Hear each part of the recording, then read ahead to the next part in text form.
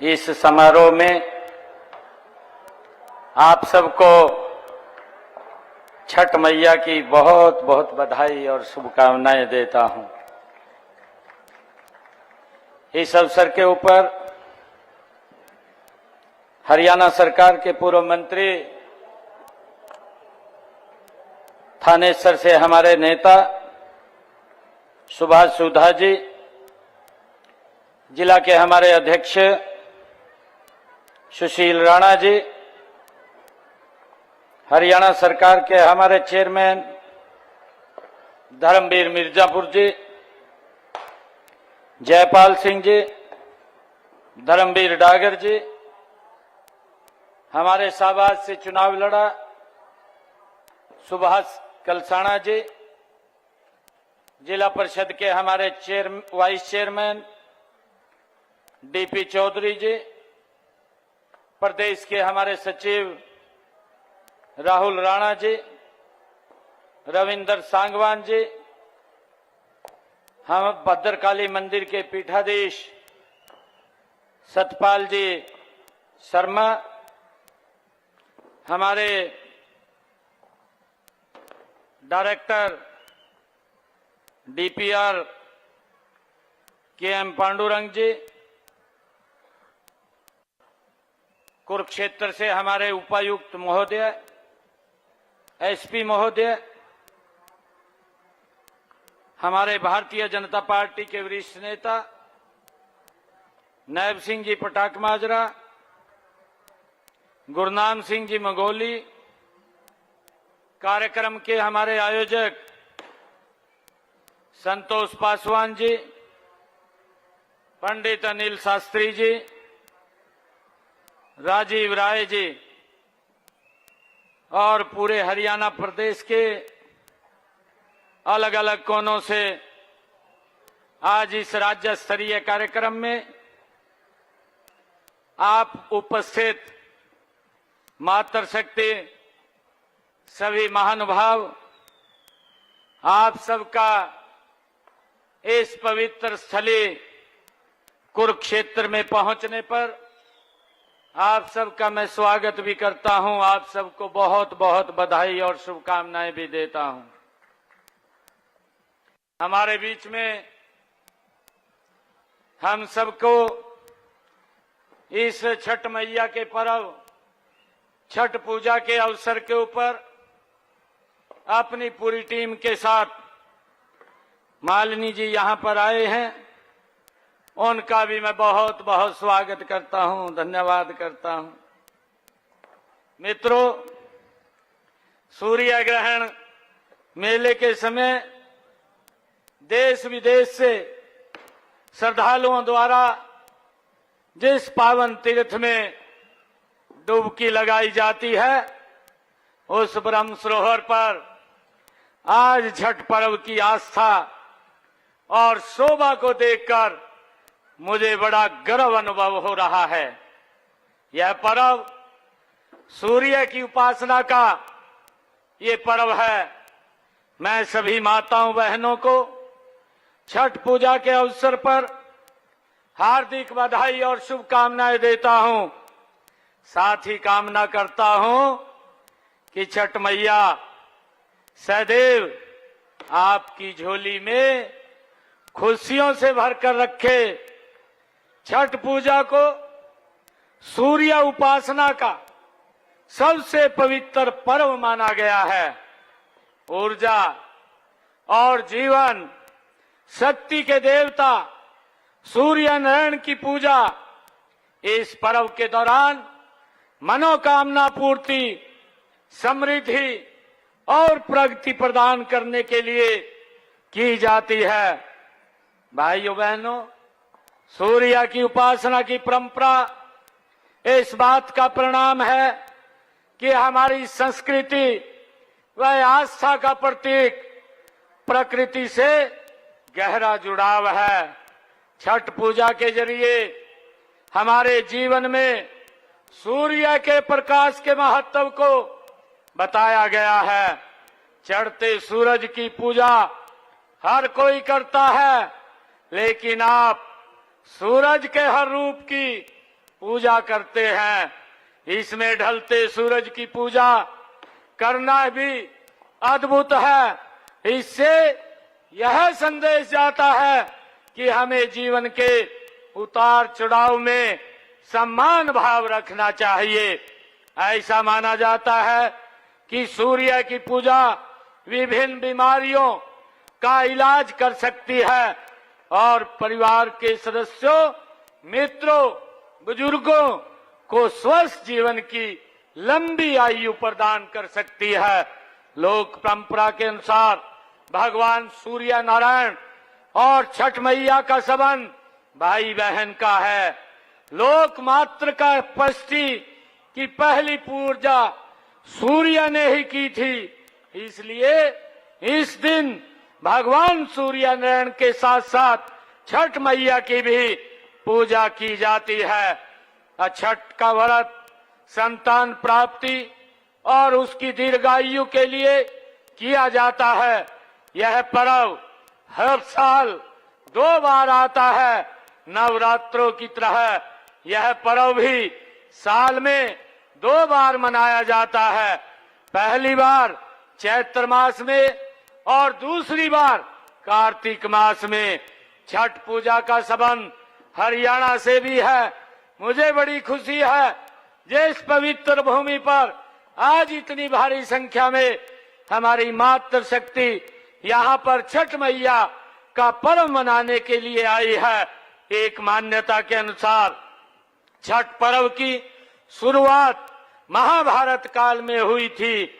सबसे पहले सूर्य पुत्र कर्ण ने सूर्य देव की पूजा शुरू की थी। यहाँ से 35 किलोमीटर की दूरी पर महावीर दानवीर कर्ण की नगरी करनाल स्थित है। वहाँ आज भी सूर्य पूजा विशेष प्रभाव दिखाता है। बड़ी खुशी की बात है कि करनाल में सूर्य नारायण मंदिर के सामने पश्चिमी यमुना कैनाल पर 4 करोड़ 48 लाख रुपए की लागत से स्नान घाट का निर्माण किया गया है। मुझे ये भी खुशी है आप लोगों के बीच में बताते हुए, चाहे पानीपत के कैनाल के वहां पर घाट बनाने की बात हो, यमुनानगर के अंदर घाट बनाने की बात हो, सरकार ने पिछले 10 वर्षों में नए घाट बना करके आप सबको वहां पर अपने इस पर्व को मना सके, इसके लिए एक कार्य नए घाट बना करके किया है।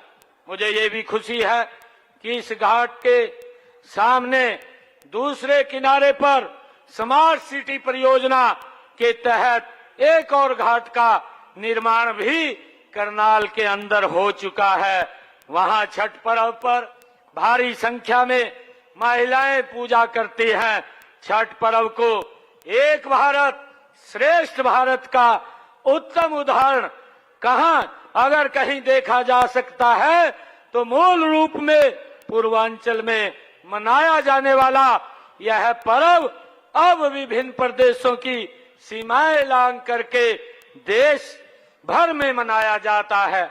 मुझे ये खुशी है कि पूर्वांचल के मेरे मेहनती और कर्मठ भाई बहन आज विभिन्न प्रदेशों में अपनी कड़ी मेहनत से वहां की अर्थव्यवस्था में योगदान कर रहे हैं। आप जहां जहां गए वहां वहां छठ पर्व भी पहुंच गया और सनातन संस्कृति के वहां के पुजारियों ने भी छठ पर्व को श्रद्धा व आस्था के साथ मनाना शुरू कर दिया। इसलिए देश के यशस्वी प्रधानमंत्री आदरणीय नरेंद्र मोदी जी ने छठ पर्व को राष्ट्रीय पर्व की संज्ञा दी है।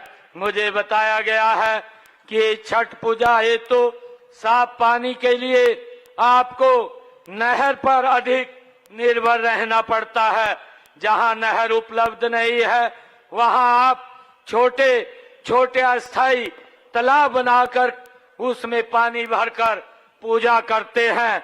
हम आपके लिए पानी के स्रोत का प्रबंध करने के लिए हमारी हरियाणा सरकार प्रयासरत है ताकि आप अपने इस पर्व को स्वच्छ पानी में भव्य तरीके से मना सकें।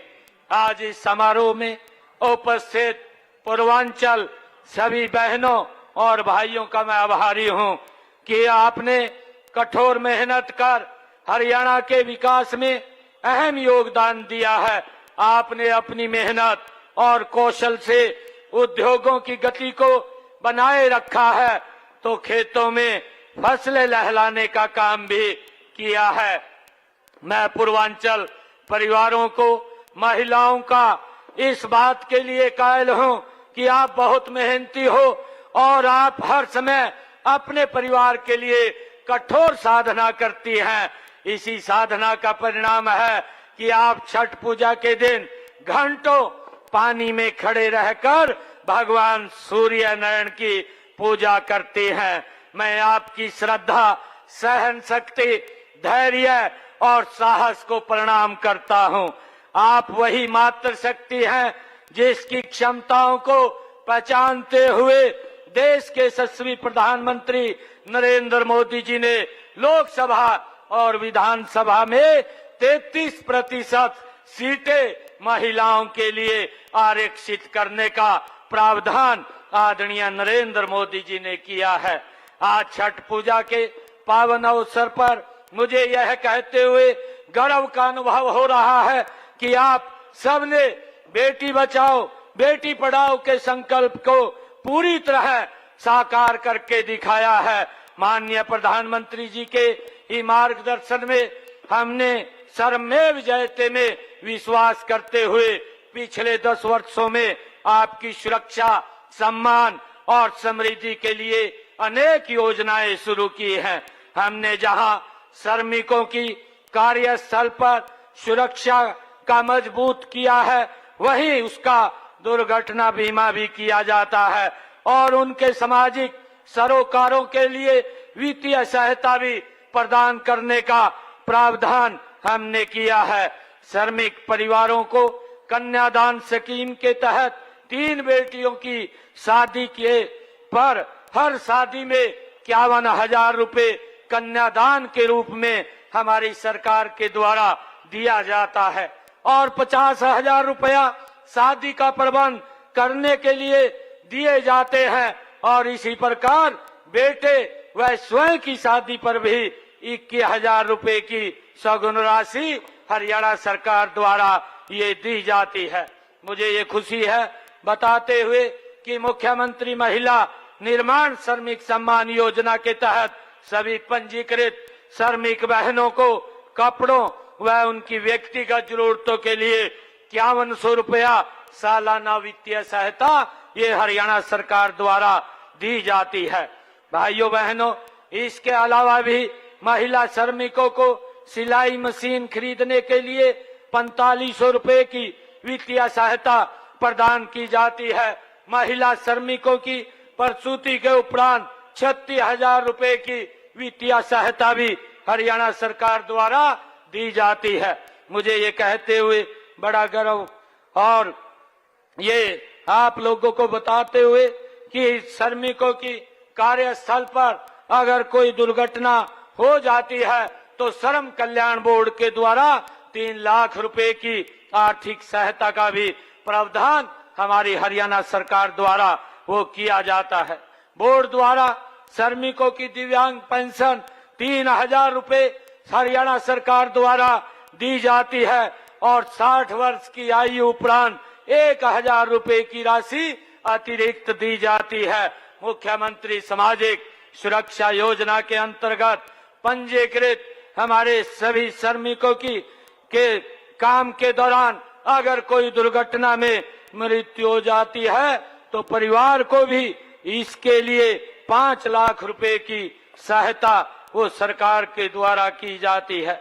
मुझे हरियाणा कर्मचारी राज्य बीमा हेल्थ केयर द्वारा 21,000 रुपए मासिक वेतन पाने वाले 24 लाख बीमित श्रमिकों उनके आश्रितों को समग्र स्वास्थ्य सेवाएं प्रदान करने का भी कार्य हरियाणा सरकार करती है।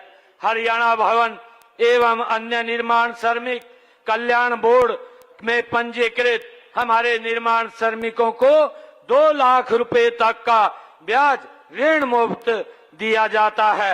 ये भी हरियाणा सरकार ने एक योजना बना करके उनको लाभ पहुंचाने का काम ये हमारी सरकार द्वारा किया जा रहा है।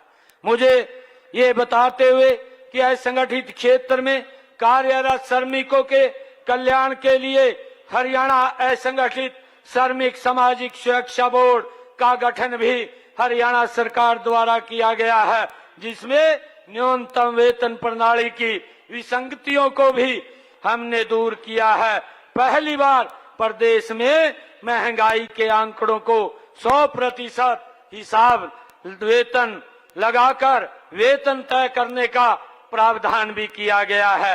वेतन अदायगी अधिनियम में संशोधन करके वेतन की अदायगी बैंकों के माध्यम से उनके खातों में की जाती है। अकुशल श्रमिकों को मिनिमम वेज 11,000 रुपए मासिक देने का काम भी हरियाणा सरकार द्वारा डायरेक्ट उनके खातों में किया जाता है। मुझे ये बताते हुए ये बड़ी खुशी हो रही है कि ये कुछ ऐसी योजनाएं हैं जिनका यहाँ उपस्थित हमारी महिलाएं और आपके परिवार के काफी ये संबंध है। मैं आपको विश्वास दिलाता हूँ कि हम आपकी सुरक्षा, संरक्षण और सशक्तिकरण के लिए हर संभव प्रयास करते रहेंगे। आज इस छठ पर्व के अवसर के ऊपर मैं पुनः आप सबको बहुत बहुत बधाई और शुभकामनाएं देता हूं। ये पर्व आप सब के लिए सुख और समृद्धि लेकर के आए। मैं आप सबको पुनः इस कुरुक्षेत्र की पवित्र भूमि, इस ब्रह्म सरोवर के ऊपर पधारने पर आप सबका बहुत बहुत स्वागत और आप सबका धन्यवाद करता हूं। इन्हीं शब्दों के साथ जय हिंद, जय भारत, जय भारत में। आभार सहित मुख्यमंत्री। तो कुरुक्षेत्र में छठ के त्योहार पर कार्यक्रम का आयोजन किया गया, जहां सीएम नायब सैनी ने इस कार्यक्रम में शिरकत की और छठ पर्व की सभी को बधाई दी। साथ ही साथ छठ पर्व की महत्वता पर भी उन्होंने बातचीत की। सीएम नायब सैनी ने प्रदेश की सुख शांति की कामना की। उन्होंने कहा कि सबसे पहले सूर्य पुत्र कर्ण ने सूर्यदेव की पूजा शुरू की। कुरुक्षेत्र से ये बड़ी जानकारी आप तक पहुंचा रहे हैं। प्रदेश में छठ के त्योहार पर कार्यक्रम का आयोजन किया गया, जहां पर सीएम नायब सैनी ने शिरकत की, छठ पर्व की उन्होंने सबको बधाई दी और सबके सुख और शांति की कामना की। साथ ही साथ छठ पर्व के पीछे की जो महत्वता है, जो कहानी है, वो भी उन्होंने अपने संबोधन में बताया। जनता से बातचीत करते हुए उन्होंने बताया कि किस तरह से सबसे पहले जो छठ पर्व है वो सूर्यपुत्र कर्ण ने शुरू किया था, सूर्यदेव की उपासना की थी और उसके बाद से किस तरह से छठ का जो पर्व है वो मनाया जा रहा है। हरियाणा में भी बड़ी संख्या में छठ पर्व मनाया जा रहा है और कुरुक्षेत्र में छठ के त्योहार पर कार्यक्रम का आयोजन हुआ, जहां पर सीएम नायब सैनी पहुंचे थे और छठ पर्व की उन्होंने सभी को बधाई दी। सीएम सैनी ने सभी को छठ की शुभकामनाएं दी। सीएम नायब सैनी ने प्रदेश की सुख शांति की कामना की।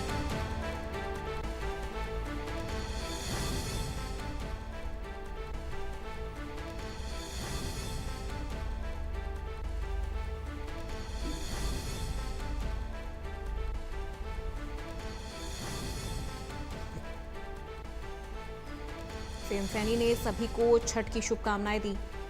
बड़ी जानकारी आप तक पहुंचा रहे हैं। सीएम नायब सैनी ने प्रदेश की सुख शांति की कामना की। सर सीएम साहब